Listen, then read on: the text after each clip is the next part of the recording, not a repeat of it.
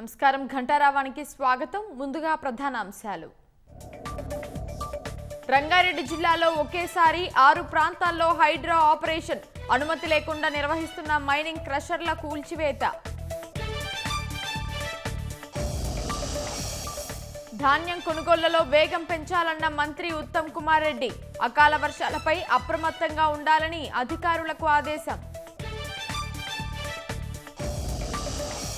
విశాఖ కేంద్రంగా railway zone ఏర్పాటు చేస్తూ కేంద్రం గెజిట్. వచ్చే నెల 1 నుంచి సౌత్ కోస్ట్ రైల్వే సేవలు ప్రారంభం. చెన్నైలోని విజయ్ నివాసం వద్ద కార్యకర్తల సందడి. దళపతిని కలిసేందుకు వేలాదిగా తరలివచ్చిన అభిమానులు.